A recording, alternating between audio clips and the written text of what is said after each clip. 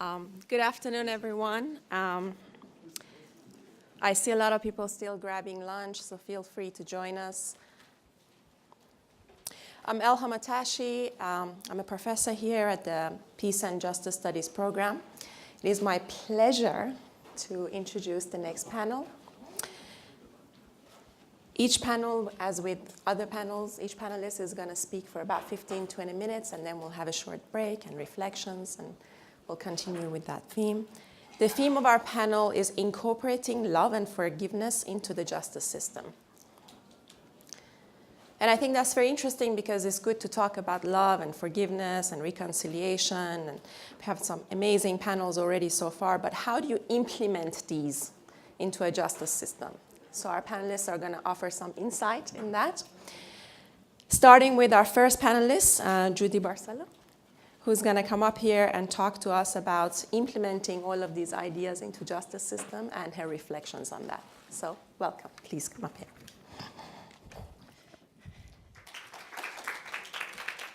I can't really see any of you, but I'll pretend that you're out there. And I want to say, first of all, how sorry I am that I wasn't able to join you earlier from the beginning of the conference. Looks like a fantastic set of conversations, and I'm glad to be here now. I will say that I come from the school of hard knocks, all right? I am a practitioner with sort of scholarly training who has been out and about in the world in various parts of the world and working for various mostly donor organizations that has brought me into contact with the practical aspects of trying to manage conflict and promote what I call, generally speaking, social reconstruction. And I want to initially today share with you some perspectives on this from Egypt. I had the good fortune to be the representative of the Ford Foundation for the Middle East and North Africa during the magic years of 2008 and 2012. Just happened to be in the right place at the right time as the uprising took off and then crashed. And so much of what I had been observing and reading about while I was prior to that at the United States Institute of Peace here in Washington, D.C., and working with people and funding projects around the world that were focused on transitional justice, conflict management, and reconciliation. Being able to then take that sort of broader context and really, and my sort of classical training as a political scientist, and really then ask myself, okay, what the heck is going on here in Egypt? And so first of all, I'm going to start off by presenting some findings from a study that I did in Egypt. And then I want to make some broader remarks about this concept of reconciliation. I want to first introduce my study a bit. After I left the Ford Foundation, I became a visiting scholar at AUC and had, for the first time, the leisure to really start focusing on what was going on. So between, in Egypt, post-Mubarak, and of course, Mubarak was pulled out of office.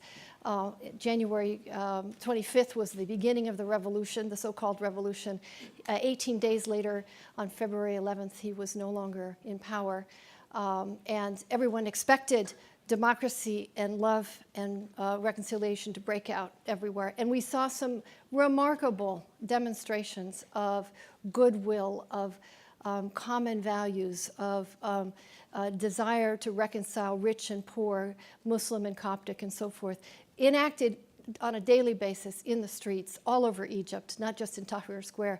It was truly, an honor to be present at such a moment, and to the so-called Hizb al-Kanabi, the party of the sofas, the people who, the silent majority who normally do not express themselves, who are not part of politics, especially people who had felt sidelined by the Mubarak era.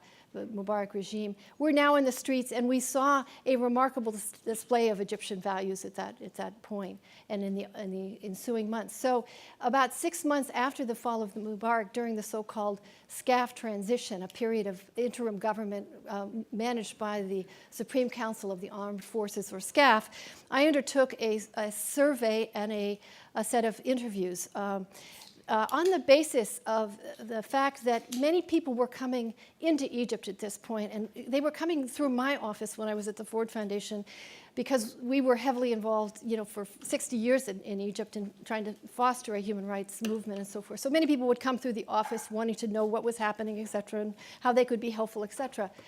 And many Westerners were coming through my office and saying, well, I'm here, I want to promote reconciliation. And we were in the middle of a very difficult transition. It wasn't clear at all that a revolution had taken place, that democracy was, going to be a likely outcome. In fact, the powers that had propped Mubarak up for 30 years were still very much in force. And yet there was this kind of uncritical, I think, expectation by many coming into the country to help with help Egyptians at this interesting and essential moment in their history, the expectation that reconciliation was the first order of business. So that got me thinking, and I thought, well, I should do something that, in fact, is fairly rare in transitional justice, which is, because increasingly transitional justice is a field of practice, which is designed, set of practices designed to enshrine or strengthen emerging democracies in post-conflict settings. Increasingly, people come and prescribe a set of fixes without really engaging with the local public about what their expectations or desires are. So I thought what I'll do is I'll spend some time asking Egyptians what their expectations of justice and accountability are in post-Mubarak Egypt. And I was really interested in this because I had long been involved in studying memorialization and reconciliation and other practices. And I was really interested in trying to understand the connection between institutional reforms, justice and accountability activities, and social reconstruction or reconciliation. So my study was based on a long questionnaire that I administered to about 170 people, primarily in Cairo, but also in 5 surrounding governorates. It was a mixed sample, by no means representative. It was not a random or nationally representative sample. So my findings are purely illustrative. And they were, of course, gleaned at a time when Egypt was at a particular moment in history. So if I went back and resurveyed the same population, I might very well find different results. But I think they really were representative at many levels of what people were thinking at the time. And I supplemented that with 50 in-depth interviews with people where I tried to get even deeper into their thoughts about justice and accountability.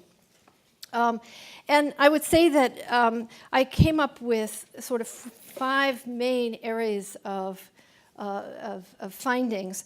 One is that while Egyptians were completely unfamiliar with the term transitional justice, they held deeply felt and highly rational, I would say, well thought through ideas about justice and accountability, what that looked like. And they were very prepared to talk about what that looked like. And I'm very happy to say that, that I found great support for the notions of due process and accountability. Due process in the sense that people have the right to defend themselves in the court of law, and also a very strong desire on the part of Egyptians that were in my study to see people held accountable. This was, of course, after 30 years of dictatorship, preceded by another 20 years before that of a different form of dictatorship. But they had very high expectations going into this transition period that justice and accountability would take place and justice would be served.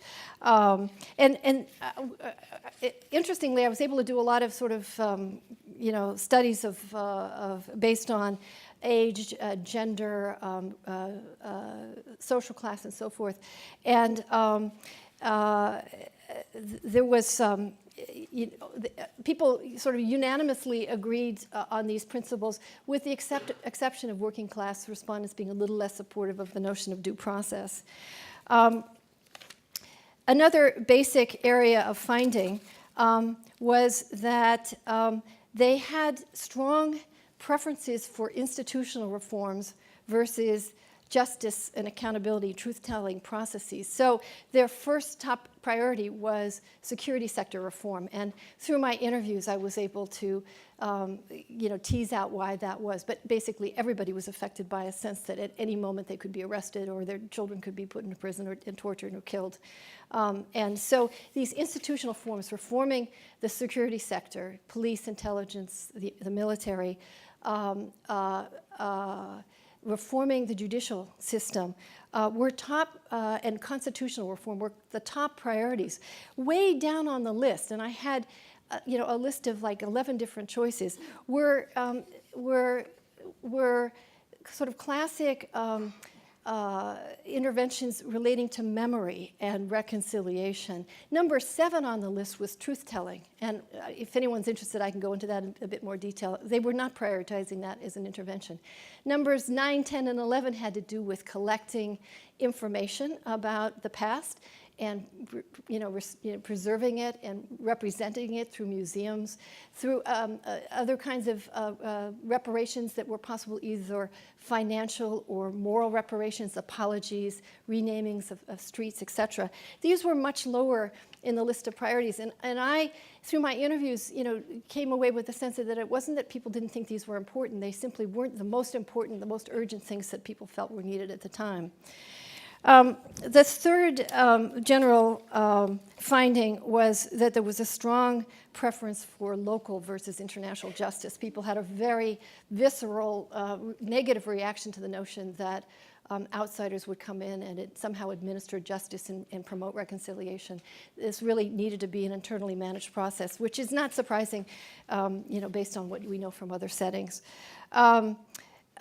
Fourth, Egyptians strongly identified the concept of justice and accountability with the notion of social justice. And in my interviews, I spent a lot of time trying to unpack what people meant by social justice, but there were the slogans in Tahrir Square and elsewhere of bread, dignity, Aish, Karama, social justice, yeah. So there was a strong element of socioeconomic justice that was at the heart of the uprising, where people really thought that if you could remove this authoritarian regime, that it would clear the way for a society where people had, everybody was treated equally, where there was equal access to opportunity, there was equal access to reasonable, health services, educational opportunities, et cetera, job opportunities in particular.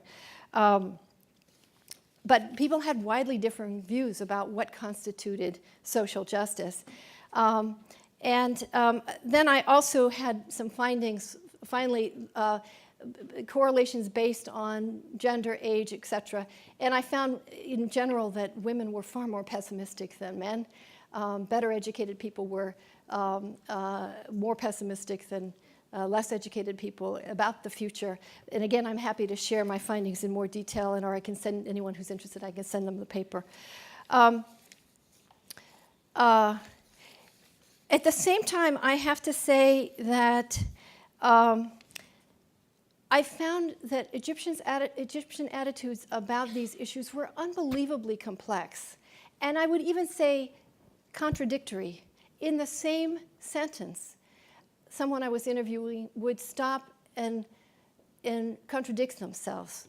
So I found on the one hand that they were really people really wanted wrongdoers to be held accountable. And not just the top level wrongdoers, they wanted anybody who had committed an illegal act to be held accountable for that act. But that when you push them a little bit on this, and I'll read you a quote from one of my interviews, you often found another perspective coming out. One person said, a newspaper publisher said, "Forgiveness is a characteristic of Egyptians except on issues of honor or life. There are various Egyptian proverbs saying it's generous to be forgiving, yet if Mubarak gets a death sentence, 96% of Egyptians will be overjoyed." And I would hear, again, people would often sort of pivot in the middle of a statement about what their own expectations or desires were. They wanted to see a rule-based system that they could count on, where they could get justice for, on a daily basis in terms of equal access to, opportunities. But they also recognized that there were serious inequalities in Egyptian society, and that some people did things out of motives that, related to desperation. In order to eat that day, they had to rob a shop or something, and they were prepared they viewed it as part of Egyptian culture and, to some extent, religious belief to engage in forgiveness. I would say that this gets to a basic point, and so now I'll turn to some kind of overview comments about the concept of reconciliation. And I should note that there is, some of you may be familiar with a book that was edited by Harvey Weinstein, in which he and his authors argued to stop using the term reconciliation, instead use the term social reconstruction as a more accurate depiction of the task that societies emerging from violent conflict face.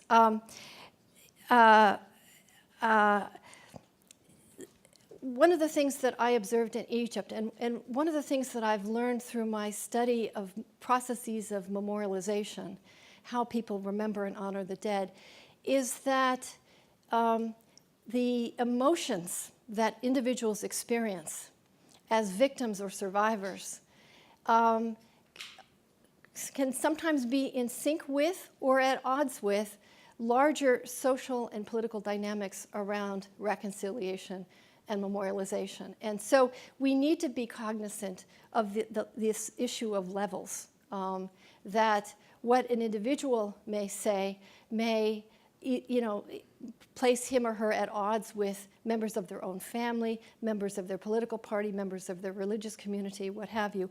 Or they may, in fact, be very much influenced by messages they're getting from those groups about what to remember about the past, about how to view perpetrators, about how to view their own role or position within the conflict. And so when we come to this question of reconciliation and social reconstruction, we really need to be careful about making gross generalizations. And often in the literature, you find casual statements about how people feel about reconciliation, often based on little or no evidence. I mean, not even an effort to sort of formally study what public opinion is. And it's very difficult to get at. I'm just saying it's very complex, and it's something we need to be aware of. I would argue that reconciliation, and this is not an original statement, reconciliation is essentially an emotion-based concept that starts with the idea of hope. The hope, reconciliation is based on the hope that the society of which one is part in the future will be better than the one in which they presently live. And as societies are going through transition, that hope is often high early on in the transition, and I very much saw that in Egypt. As time goes on, hope usually fades and declines, and disappointment is often the outcome of hope for reconciliation. Why is that? Because fundamentally, the notion of hope for reconciliation is based on the expectation, as I said, that somehow society is going to be better, that one's life is going to be better as a member of a larger society in this so-called post-conflict or transitional phase. And that's a hope that's often disappointed, not only in the short term, because such fundamental changes usually take many, many years or even decades to put into place. Basic shifts in the socioeconomic order that end the discrimination or the poverty that leads to conflict. But they may never be realized. And so I see reconciliation and the notion of social reconstruction as very much intertwined with expectations about socioeconomic, not to mention political change. And as I said, reconciliation can remain a hope for many people, but one that has to be renewed, because often they will be disappointed in the short term or even the medium term. So in a way, we should think of reconciliation almost as a sort of future-oriented process that is rooted in the existential nature of conflict, which, as we know, is part of human society. Conflict is, an intrinsic part of being alive. It can be a force for positive change as well as negative change. So I will I will end on that note and be very happy to entertain any questions. Thank you.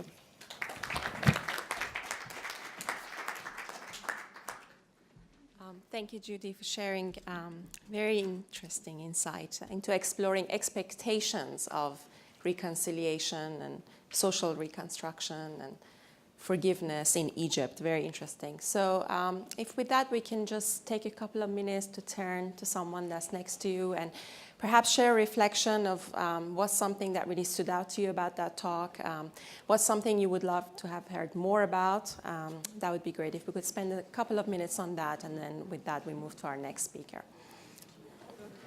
If I can now turn your attention to our next speaker, who will no doubt be as enlightening as the first one. Next, we welcome Edward Quico, who's going to talk about his theory of love and forgiveness in governance. Thank you and welcome. Thank you. Thank you.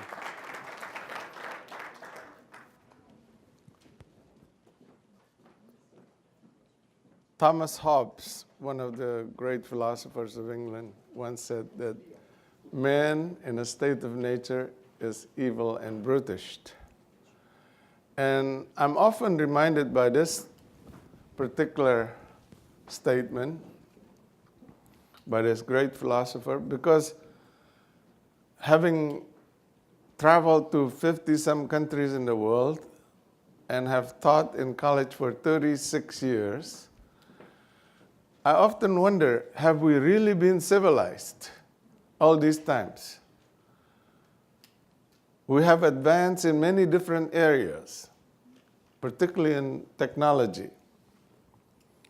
But the question is, have we really advanced in the area of civilization?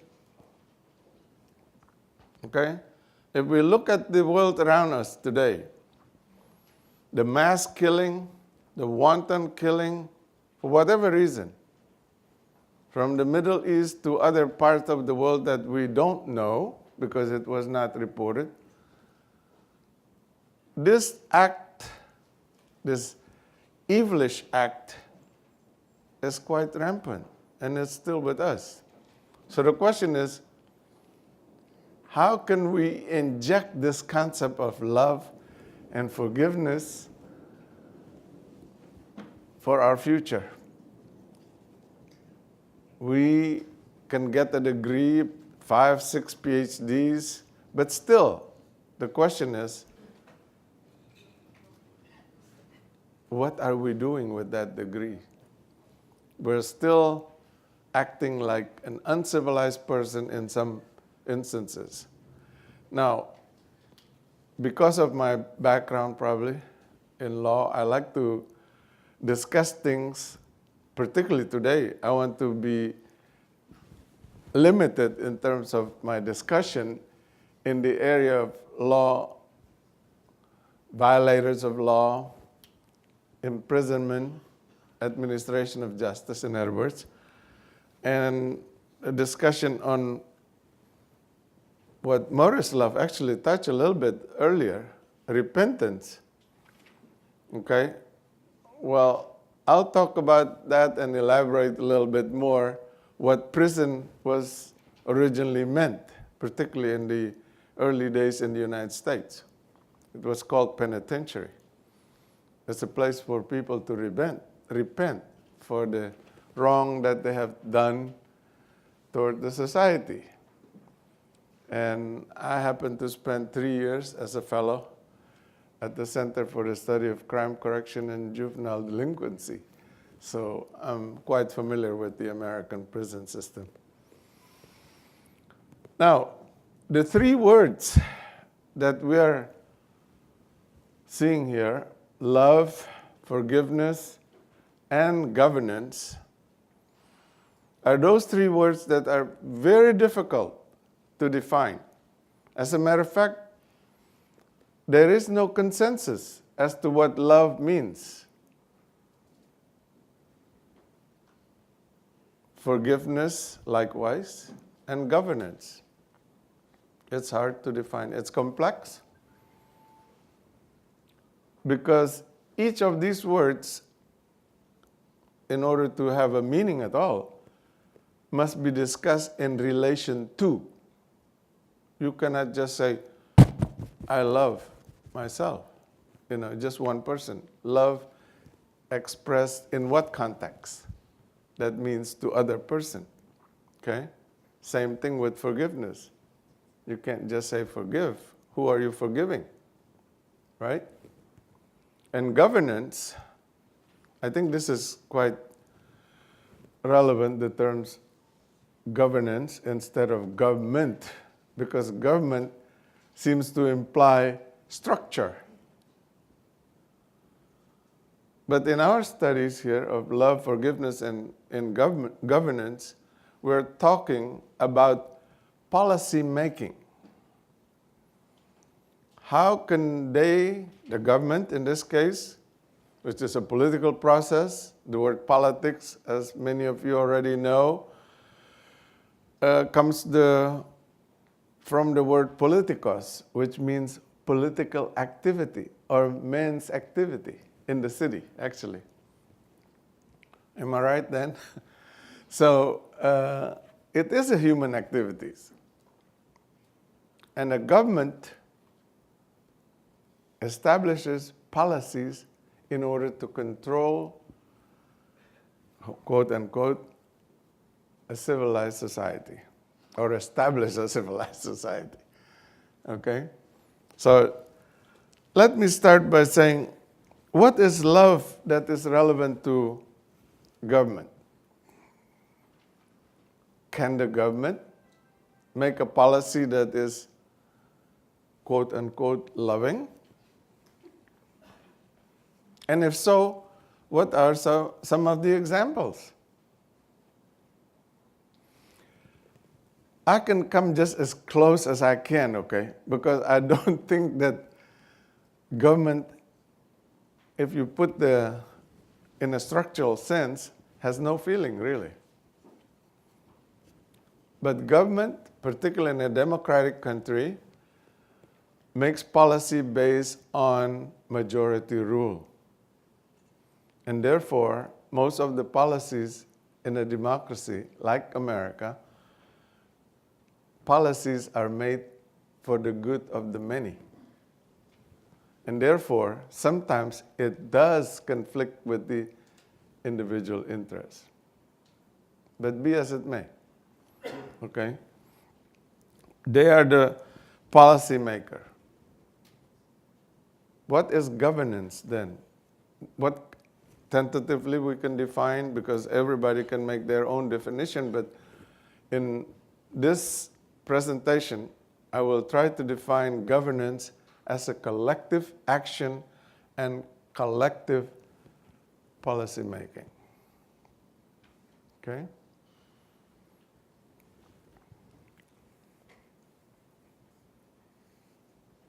In the world today, we notice a collective act, a collective policy making because of the fear of epidemics, Ebola epidemics. The world government, if you recognize the UN as a world government, they do make policies that reminds us the danger of Ebola, and consequently solicited help and asked other countries in their own jurisdiction to make these policies aware and to make a policy that would be helpful in controlling Ebola. That's an example of love as close as I can get it, okay? World love toward others. Now, what is forgiveness? The same here. It's a very difficult term to define.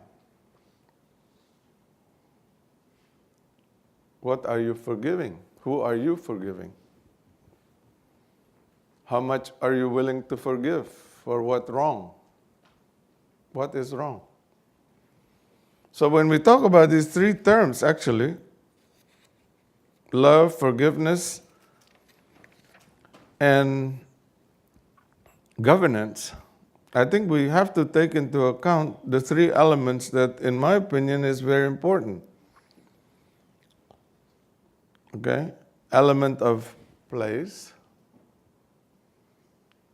because love varies from place to place.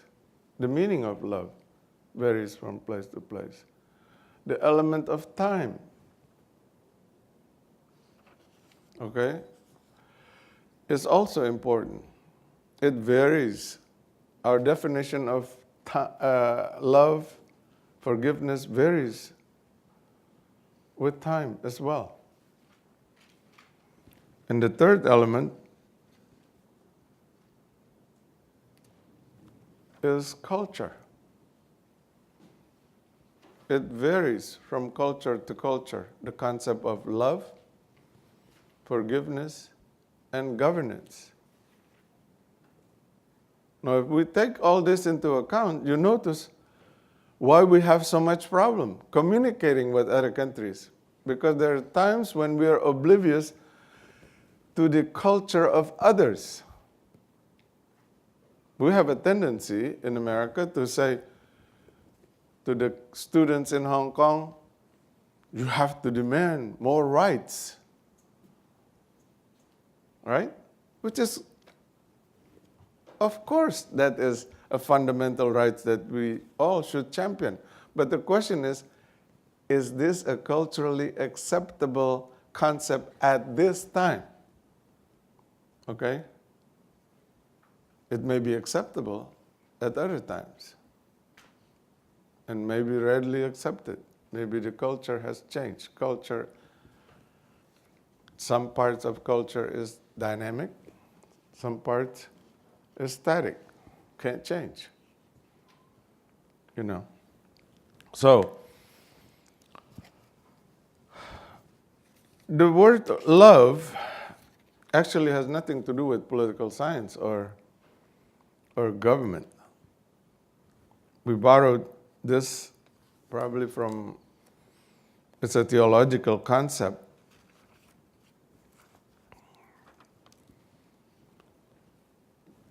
In my research, I noticed several references were made about love as stated in the Bible or in the Quran. For the sake of time, I will not go over all the great religions' verses that is relevant to the concept of love. I'll just pick two, Christianity and Muslim perspectives of what love is. If you look at the biblical concept of love,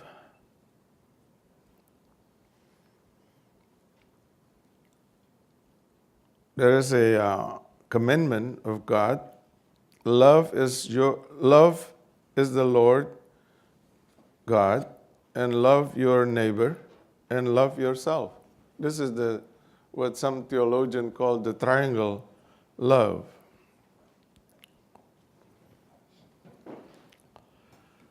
And the Quran has similar perspectives on love.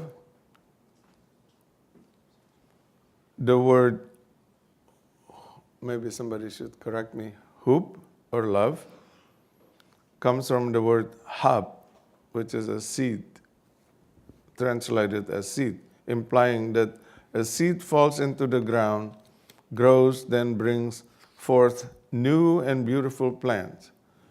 And love, basically, is like a seed. according to the Muslim. It sprouts 7 years. Every year, 100 grains. So God multiplies for whom He will. God is embracing. Quran describes 4 types of love. The first type, love is love of Allah, God. Second type of love is love of Holy Prophet Muhammad. The third love is the human love, which means that Muslim has to love others, other men, regardless of their ethnic, linguistic, and background. This includes your neighbor. And number 4, according to this one, is type of love that is love between a man and a woman.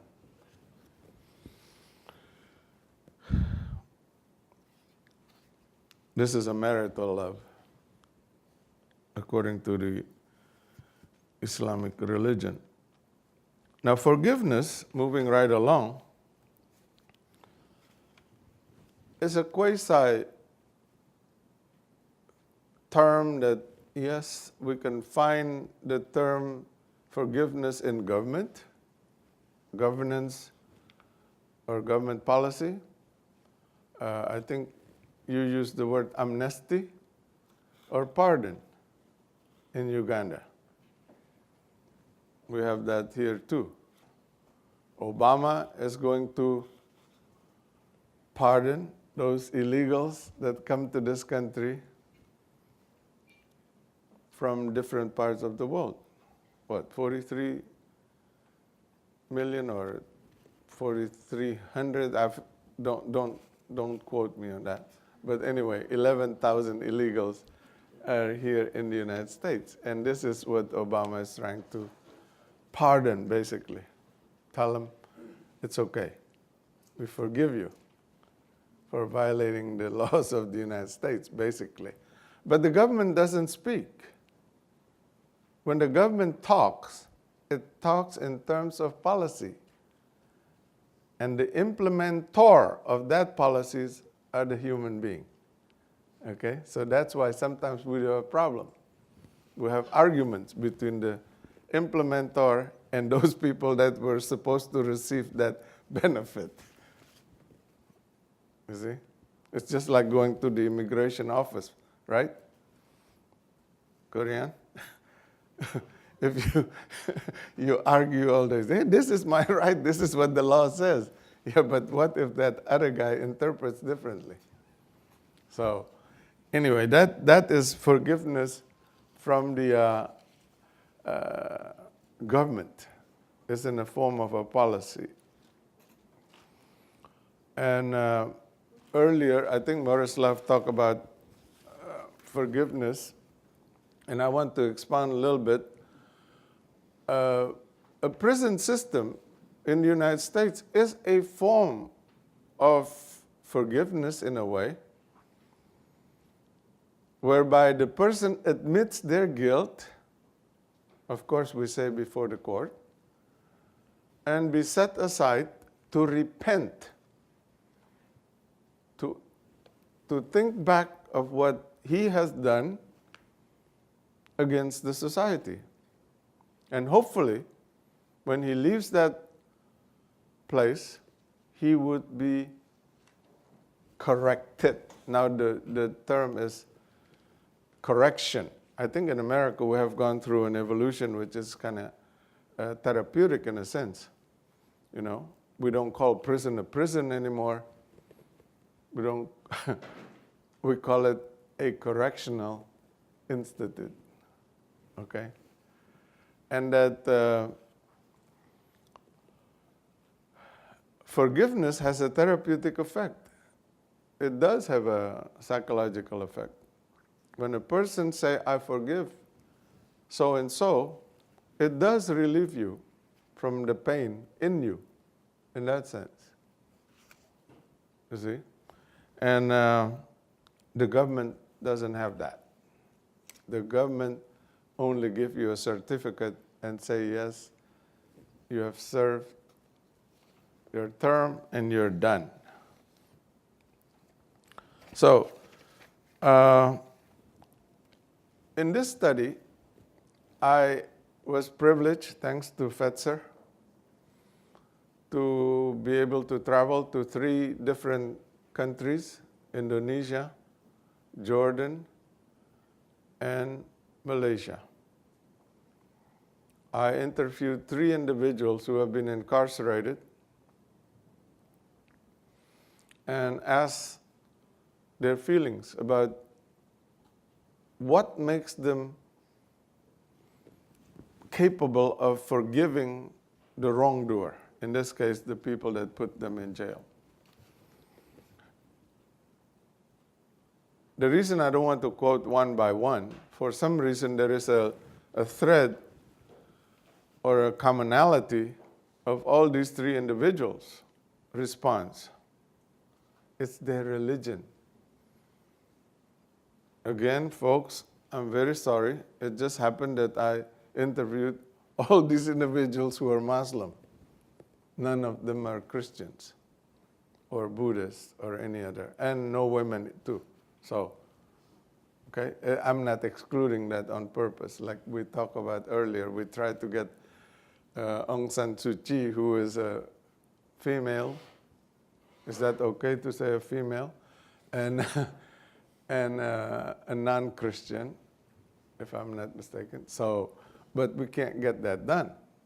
So you see, in spite of our good intention, we can't get the permission to do so. So all these 3 gentlemen, they're very impeccable, in my opinion, in terms of character. When I asked, what makes you capable of doing that? Forgiving people who have put you away 12 years, 5 years,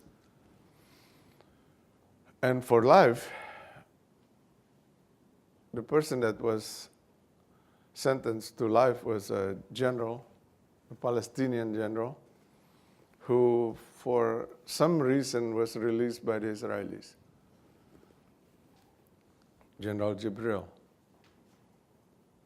And then the other gentleman that was sentenced to 12 years but served 5 years was the Deputy Prime Minister of Malaysia, Dato' Anwar. And the third person I interviewed was Fatwa, Mr. Fatwa. He served 12 years in the Indonesian prison. And all of them said, my religion,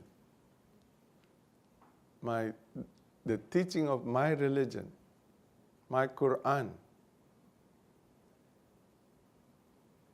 has a lot of influence in me and in my way of behaving toward the perpetrator. I mean, the person who had wronged them.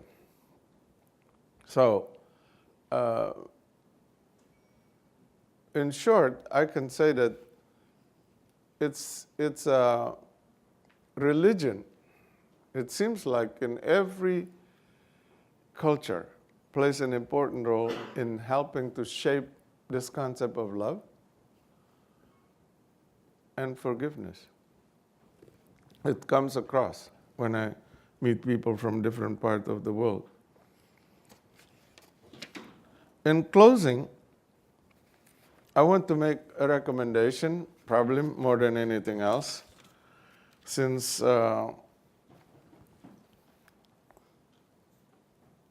concept of love and forgiveness is a very complex subject, and I felt like I've just begun to understand what it is, and we have to stop.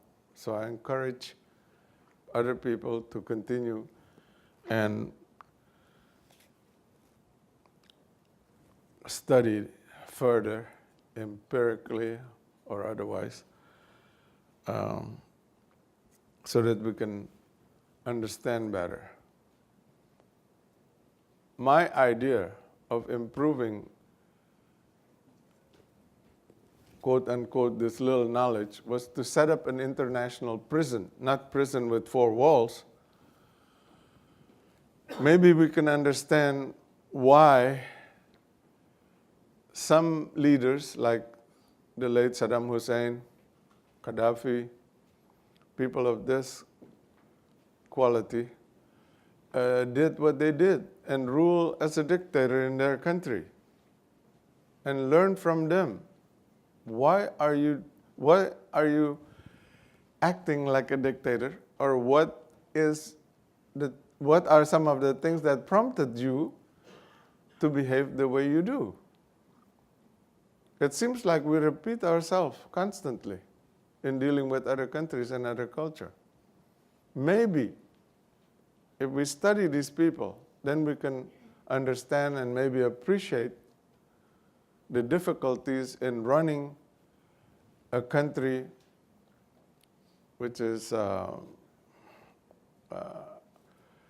historically plagued with conflict, like in Iraq, between the Sunnis and the Shiites. And look at the situation in the Middle East today. We still don't understand what's going on. Okay? And the purpose of this, of course, is to help us avoid perpetuating the conflict and to make peace. Finally, I like to quote, maybe if we can continue to study maybe Fetzer's concept of transforming this world to make this world a better world for peace, where love and forgiveness can be exercised by many governments in the world, not just one country. Thank you.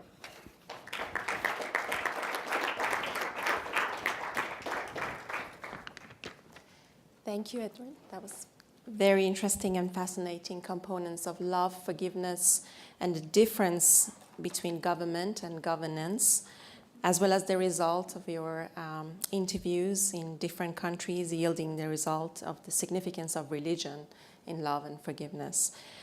So as with other speakers, if you can take a couple of minutes to turn to your neighbor, maybe if you turn to the left this time, you turn to the right, to share what you found interesting, what was something that really stuck out to you, what would you have liked to hear more about? That would be great. Thank you, everyone. Thank you. It seems like there's a lot of exchanges, so I look forward to your questions in the end. So don't forget, we'll still have more time in the end for questions. But we have one more speaker. Next, we welcome Ibrahim Al-Hajri. He's going to talk to us about his concept of love and forgiveness and implementing that in a justice system. So we welcome him and thank you for being here.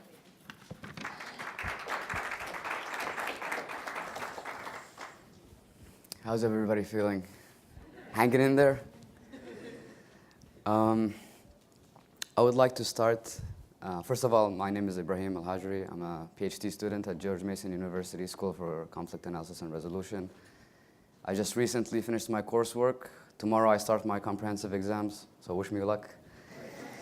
Let me just start by saying please forgive me for if you don't learn anything helpful or valuable. But most importantly, I want you to also forgive me for if I make any mistakes. This is very important messaging, through the research. There's a lot of communication with people who are not here. It's a big responsibility, especially when related to religious matters. On December 27th, 1983, Pope John Paul II went to a prison in Italy. Not because he did something wrong. He went to visit the person who tried to kill him. The person who tried to kill him is a Turkish professional assassin whose name is Ali Aga. And his immediate response to the Pope's visit was, "Why aren't you dead?" Of course, the Pope, as many people are aware, has a famous, this is a famous example of him forgiving this prisoner regardless of what happened, even though the prisoner or the accused assassin did not ask for forgiveness.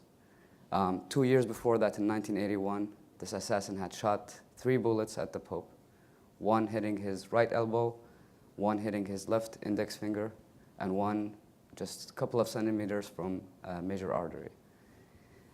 The Pope's example is recognized internationally, and as I will get into some of the responses that we received as part of this research, I'll communicate some of them later.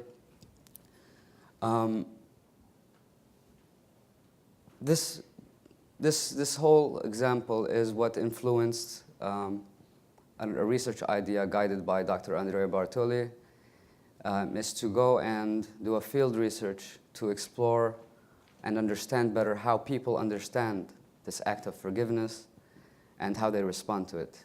So we had 3 main objectives for this research, is to strengthen the understanding of concepts of an Islamic perspective of concept of forgiveness, to raise awareness on historic acts of forgiveness, and to engage Muslim scholars and leaders in conversations on forgiveness.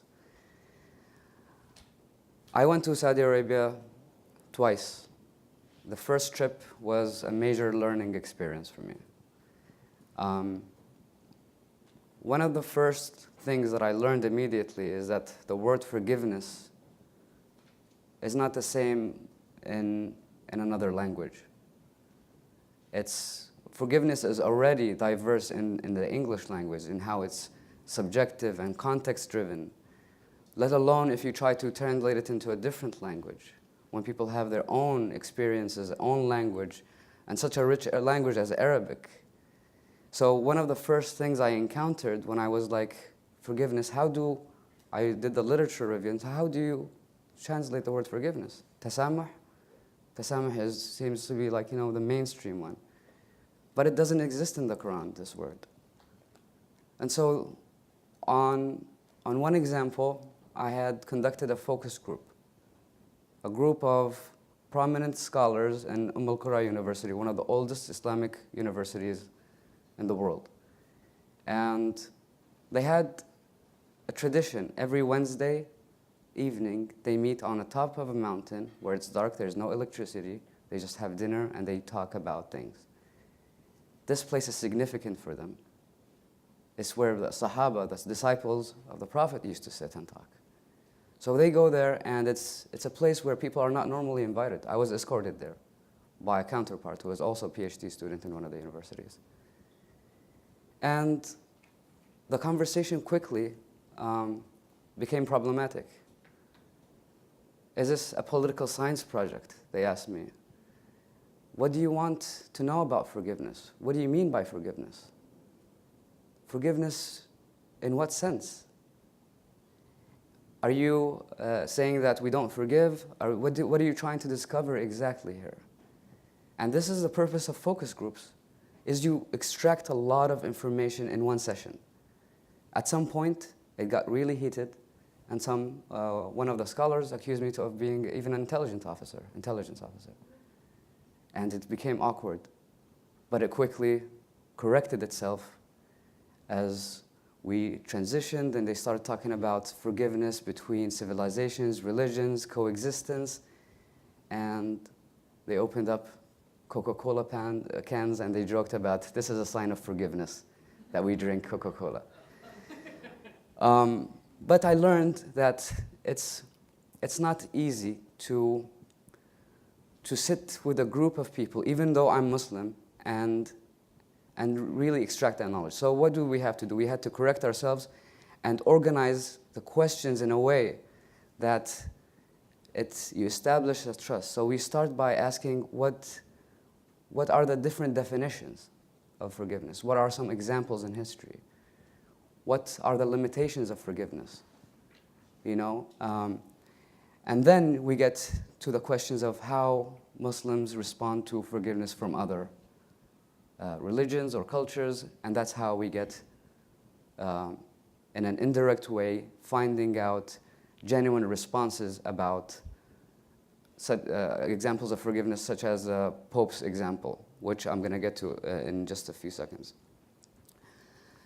The definition is already problematic, but from 21 conversations, 11 recorded, semi-structured interviews, from the analysis of that data, we were able to understand that the way most of the scholars in Saudi Arabia understood forgiveness is in a relational sense. So it's Muslims with others. It's one with another. It does not stand alone. There is a relationship aspect. And this relationship aspect can be summarized as coexistence. And they all very much were focused on what coexistence could look like from examples in history. And most of the examples from history show that how Muslims were forgiving even to non-Muslims in many instances. So the most exchanged example was the example of the Prophet Muhammad, peace be upon him, when they returned to Mecca victorious, and all the people who had committed atrocities against them for many years, he told them two things. اذهبوا أنتم الطلقاء. Go, you are free. This is one of the most powerful examples that they provided. And they kept providing more and more examples about the disciples, about even when Muslims were expanding and how they kept churches, they did not destroy them, as one understanding of forgiveness. As they moved through further into detail about the notion of coexistence and forgiveness, they provided examples of the Christian Copts that live in Egypt, for example, and how for centuries they were actually protected more than even some Muslim minorities who were in Egypt. So they were providing a wealth of examples, and most of these examples were in direct reaction to the Pope's example. Now, specifically to the Pope's reaction, most of the scholars, I'm going to say the overwhelming majority, responded in a very positive way, and even further said that he should be thanked and rewarded. So that was a little bit surprising, because doing some initial research, there was a lot of cynicism associated with this example. Some writers had written that he did it for political reasons. Some writers said that he's not forgiving because he apologized to the Jews for the Holocaust, but he did not apologize to the Muslims because of the Crusades. Some people who writers think not much of it. One of the scholars told me, how is it even an act of forgiveness when the prisoner stayed in prison? But this is only minor, because the majority of the scholars were really impressed. They were happy. They were like, he should be thanked and rewarded. One of them laughed, and he was like, if a pope or anybody else forgives a Muslim, should we just say no to that? And he laughed. It's such a welcoming thing that I was surprised. There was some sort of anxiety associated with me asking this question, of course, because it's like coming out of nowhere in a society where they're usually open to having conversations about these things.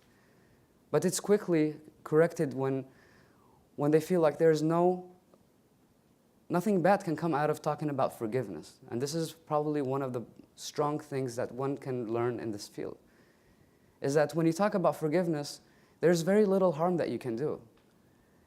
And there's a lot of positive things that can happen. And so they were very concerned about showing that they're accepting of this, but at the same time, they wanted to let me specifically understand that Islam is misunderstood in the outside world. It's always portrayed as an unforgiving religion. And they wanted to make sure that this needs to be corrected. Not just by showing the examples, and they focused a lot on media and how media portrays Muslims as unforgiving people.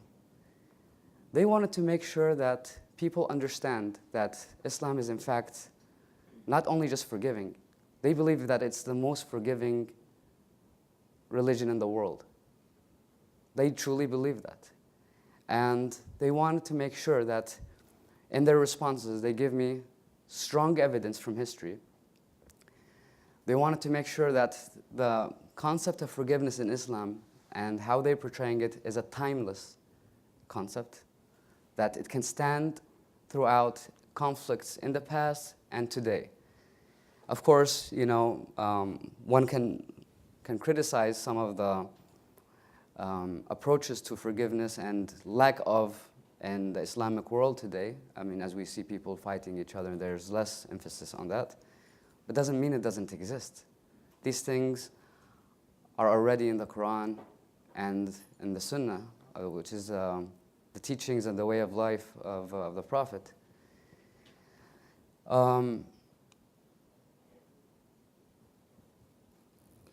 So, forgiveness in Islam, as we can see, is already a complicated notion. It has many ways of interpreting. The most dominant, like we said, is like the coexistence thing. It's a relational thing.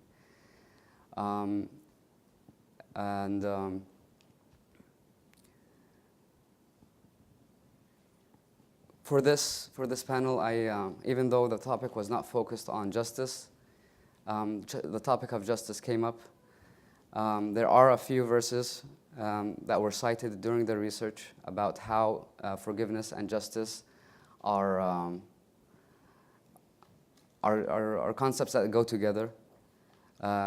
In one of the verses in the Quran, in Surah Al-Ma'idah, verse number 8, "Let not hatred of any people seduce you, that you deal not justly. Deal justly, that is nearer to your duty," which is a strong example of how it is understood that forgiveness is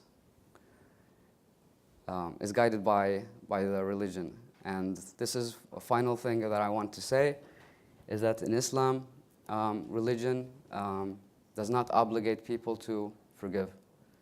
Nobody's obligated to do that act of forgiveness.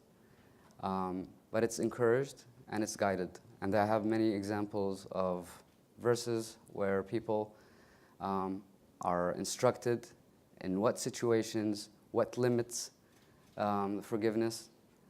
Muslims are not allowed to forgive in cases where, on matters where it's harmful to their religion, to their faith. They're not allowed to forgive in situations where they're under attack by an enemy. But they're instructed and they're ordered to act in a forgiving way, even with the enemy, such as prisoners, such as engaging in battles and not fighting women, children, and the elderly. And a lot of these scholars wanted to make sure that everyone understands that these examples of what they consider like human rights and a good nature of approaching humanity has existed long before the United Nations Declaration of Human Rights. They wanted to make sure that I understand that Islam has been forgiving from before the atrocities that have been happening for centuries, and they have always cited examples of how other religions are not forgiving, other people are not forgiving in the way that they use weapons of mass destruction, genocide, things like that. With that, I would like to wrap up and just say thank you for Dr. Bartoli for his guidance. Thank you for Dr. Al-Majadallah for her management, and of course, Fetzer Institute for their support. Thank you.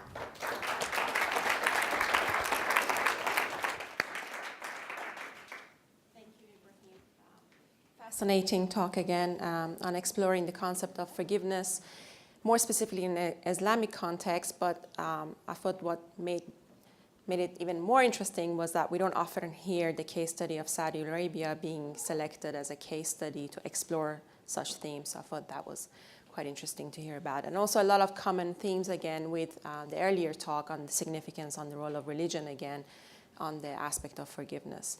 So with that, and I know there will be lots of questions for our three panelists, if we could just spend a few more minutes reflecting on Ibrahim's presentation and what again stood out to you about that presentation. What would you have liked to have heard more? And if we could spend a couple of minutes on that, then I'll open it up for questions in general.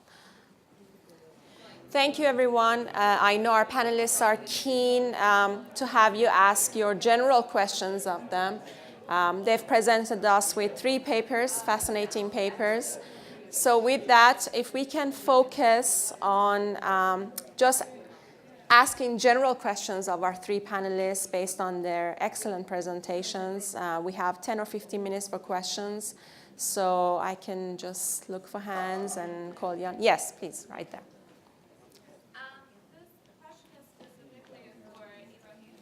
For Ibrahim, okay. Thank you. This is especially. If you can stand up, yeah, that would be great so we can see you. So my name is Maya Bamiri. I recently graduated from American University, and I studied the Middle East, North Africa region, and a lot about peace and conflict resolution. I wanted to understand because I know that most of the militant groups quote, especially the Taliban, quoted the Quran's, not policy, the line of an eye for an eye, tooth for a tooth, so retribution. But there's also what you've been saying about Islam being a forgiving religion, and I understand that it's not forced. It's encouraged, but how would you say that the idea of retribution in the Quran goes with the idea of being forgiving? And I understand that that's done in war, but it talks about judgment in that same surah. It says that if you do not do the judgment, then you are a wrongdoer in the eyes of Allah. I believe that's what it says. Thank you. Ibrahim? The way, I don't have the exact verses on this, but this was brought up because Islam encourages forgiveness in the way that people are rewarded by forgiving others. And so there are, I don't know if many of you know much about Islam, but Islam, there's very much a reward system and a punishment system. So you have good deeds and bad deeds that you're evaluated on, at the afterlife, the day of judgment. And so it's encouraged in the way that the highest rewards that you can achieve is in a situation where you have the option to forgive or not forgive is to forgive. That's where you get the most reward, is by actually forgiving. But if you don't forgive, you don't get punished for that. So I don't have the exact verses, but that's what we found from the analysis. Thank you. Yes, please. If you can just wait, for the microphone to come around. Thank you for all of your presentation. I have 2 questions. Can you maybe introduce yourself? Yes, my name is Zahra Takhshid. I'm a recent law graduate from GW University. First question is, what is your understanding for when you said the working class in Egypt were less supportive of the notion of due process? If you could elaborate on that, why do you think that is? And my second question is about how you said, that different times and we have different understanding, which results to the fact that we are demanding things from other countries where they might not at the time have that notion. For example, you said how we demand rights, but they don't understand rights the same way that we might understand in the West. So do you think also democracy has that same different understanding between different nations? If so, could you elaborate on that as well? Thank you. This is a very good question, and I need to go back and try to dig deeper on this. But I did some sort of follow-up after I got my results, and I went back and interviewed more people, trying to understand some of these results. And I would say probably it's rooted in the fact that the justice system is highly imperfect in Egypt. And it particularly works poorly for the poor and discriminated members of Egyptian society. They have less access to justice than any other sector. And their expectations around due process, I think, are conditioned by the lived experience that if they are robbed and they go to a police station, nobody will help them. If they try to pursue a law case, it may take years and years before their case is heard, and then the process, the due process around the hearing of a case is highly imperfect. So I think that there's a discounting of, I think it's based on the low expectations that working class Egyptians have about the possibility that due process can be achieved in Egypt. I don't think it has necessarily to do with inherent notions of what's fair or not. I mean, I couldn't get down to that deeper philosophical level. It would take more research. But anecdotally, this is what my interviews would reveal. So. Thank you. Yes, right, Ahmed. Hi, my name is Ken Dante, and I used to work as a therapist with addicts. So the whole journey starts with a powerlessness. And I just wanted to ask and to create a discussion around spiritual ideal. Not that I want one to dominate over the other. In Christianity, my take of it, I'm not Christian, but or Muslim either, my take of it is that it's from a point of weakness and victimization that there's a forgiveness. When I hear the stories of the prophet, it's from a position of victory. It's almost more of a mercy than a forgiveness. It's from a point of victory and strength. And I just wonder what there is just in the different psychologies of the religion about what it means to be powerless, and can one become re-empowered by an act of forgiveness, or does one have to have a strength to forgive? Very interesting.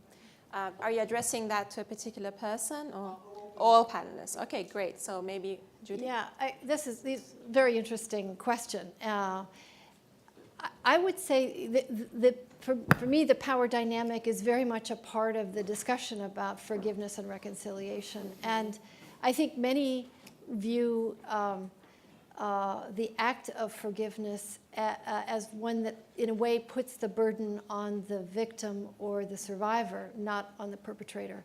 And for that reason, it can be problematic. If the victim is motivated by religious belief and believes that that there will be spiritual or psychic benefits to forgiveness, then the rewards of forgiveness may accrue to the victim or the survivor. But I think that one reason why I did not hear among Egyptians much discussion about forgiveness or reconciliation at this stage of this transitional process. What I heard was, we want recognition that we've been harmed, and we want justice and accountability. And before we can begin to think about forgiveness and reconciliation, we at least at a minimum need acknowledgement that we were harmed. And we'd also like to see those perpetrators to be serving time in jail, to be paying back the money they stole, etc. Edward? All I can say is that when we talk about addicts, you're talking specifically about people who really is having problem in a sense. There is somebody, like a doctor, that put him away in the first place. And therefore, he or she is at a disadvantage to begin with. And from the positive side, I think we can say that the act of government in taking care of them, the addicts, may be, quote unquote, is an act of love, not necessarily forgive, because there is nothing to forgive. Public safety and control. Public safety is, Activating it, and it's not always kind. sure, That's often I understand. That I agree with you. No problem. So that's why when we talk about specifics like this, addicts, which has something to do with public safety, with health, it becomes very complicated. The term love and forgiveness would be very difficult to talk about. I'm sorry, I wish I have the answer. Ibrahim? This actually came up in specifically, I remember this, I have the notes here. One of my interviews, one of the scholars questioned, and he asked, how much choice does a person who is weak have in terms of forgiveness? And the choice to forgive is sometimes influenced by different factors. And this is, I think, what he was trying to tell me, is that forgiveness is pure when it's at a position of power. So when you have the choice of not to forgive, when you have the choice to either revenge or completely, like, violate the, like, the other party, like they did to you. So it's when you have the choice, you have more. It counts more as forgiveness. But when you are weak and you don't have a choice, according to this scholar, it's not really forgiveness. Thank you. Yes, right there. Yes. If you can introduce yourself. Farzan Illich. I want to bring up the role of the Western human rights paradigm and approach. The Western human rights organizations have a very technical, narrow definition of human rights, which is all about accountability and documenting, and especially about, in the context of the situation in the Middle East, it seems like this is greatly irrelevant to influencing the situation, and perhaps even harmful. And it's almost impossible to get these people to revisit their paradigm and accept the fact that they're not really helping. And how do we bring up this question that the West should re-examine its approach to human rights and maybe have a deeper epistemological approach that may make it part of the solution rather than the problem. Are you addressing that to someone in particular, or would you like our Or anybody, everyone? yeah. Okay, so maybe we start with Ibrahim this time, yeah, in this way around. I'm going to pass. I don't have specific response Okay, to this Judy? Well, Yeah, well, go ahead, ahead. please. Go. No, That's okay. you're next. No, if you recall, I mentioned there are three factors when we talk about love and forgiveness. One is culture aspect. Cultural aspect must be overcome first, and therefore to inject the concept of human rights to a group of people that is oblivious or not, quote unquote, well informed of the concept. It's just like going to Papua or Indonesian West Irian to talk about human rights. I think they'll stare at you and probably ask, what are you talking about? Because this is not a concept that is relevant at that time. That's why I said the second element is time, right? There has to be a proper time to talk about that subject. If the time is not ripe, then it becomes useless to even bring up the concept of human rights, because at this time probably they're more concerned about the question of education as part of the human rights concept, food, health, but not human rights in general. okay, specifically. So that's as best as I can Thank you. answer you. Judy? Well, first of all, I would say there's plenty of critiques out there, Yes. critiques which I share of the operation of the international human rights movement in its relationship to local organizations, the international transitional justice movement, if you want to call it that, and particularly in its relationship to efforts to achieve justice and accountability in local societies. I would agree with you that it is problematic to parachute in and impose a set of constructs and expectations, which is what I largely see happening in the Middle East in relation to the role of the international community. The international community has tremendous experience that's based on work in very diverse settings, from Latin America to Asia and Europe, and so there's much to be learned from that kind of international work. But I think we all have to start from a position of being humble and open. And as I suggested in my remarks, first of all, engage with that local society, with that culture, to understand their needs, their impulses, their histories, and their constructs around these questions, this desire to deal with the past somehow and to reconcile to the future. That's number one. Number two, I think we're on the verge of a revolution in the way we think about some of this based on neuroscience research. I, having now lived in a lot of different places and looked at a lot of different conflicts, at some fundamental level, I feel that as diverse and as different as we may be culturally, socially, politically, economically, that I recognize a common humanness, wherever I go, that the ability to communicate across deep cultural, social, political divides is part of the human experience. And I think we're going to be getting, it's a young science, the cognitive neurosciences, but I do believe that that's going to be another sort of inroad into understanding how it is that we as biological systems relate to conflict, to fear, to love, to insecurity. Because I think we will find that we're a lot more similar to each other across diverse geographies than we think. Mm-hmm.